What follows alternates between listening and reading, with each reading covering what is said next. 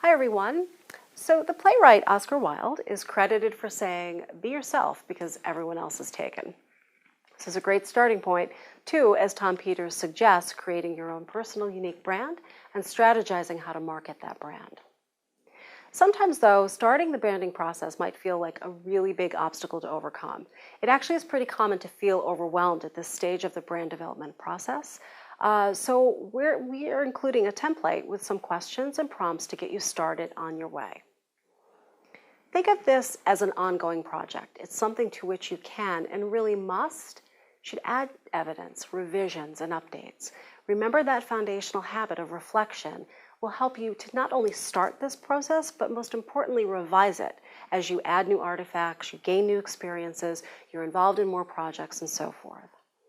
So in addition to some of the elements of personal branding about which we've already spoke, there are a few questions to ask yourself. And remember too, you can use your assessment grids to gather some information, to determine how elements of your brand might be assessed by expert evaluators, to do some self-assessment, and gather really good solid evidence and artifacts to add to your T portfolio and E portfolios to support this, the claim that your brand is making. So first of all, be sure that your personal brand is about the authentic you and not exclusively about positions that you've held and not necessarily about projects that you've led, although certainly elements of those details will be there. And by the way, I have to correct this issue on my own LinkedIn profile. It talks a great deal about the universities for which I've worked. And as I said, I'm proud of those affiliations, but it really doesn't say a great deal about me. So it's a good reminder for me as well. So here are some questions. Have you created a brand that can translate across multiple venues? We know we have social media. We know that social media might change, right? The actual names of the outlets, but social media will exist. So for the time being, think not only about a social media outlet, but also what that might look like on different platforms. For example, phones, tablets, and computers. Make sure when you're developing your personal brand to use relevant keywords. Remember, we discussed the importance of keywords in course 2 because we want to make sure that your personal brand is searchable. And then speaking of keywords, can you distill your personal brand into a personal brand statement? So some people might call this a personal brand elevator pitch.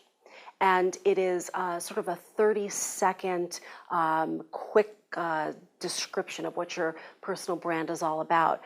And it's actually more difficult than you might think. We all tend to be, generally speaking, we tend to be verbose when we talk about ourselves, mostly because we don't exactly know how to capture that unique part, so we over-explain to compensate for it. So to avoid doing that and to move you towards a personal branding process, here's a few prompts to get you started.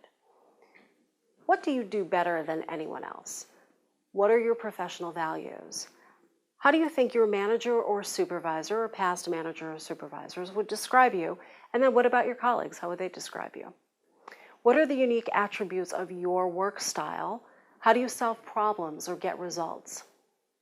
Do you prefer to work in groups? Do you prefer to work on your own?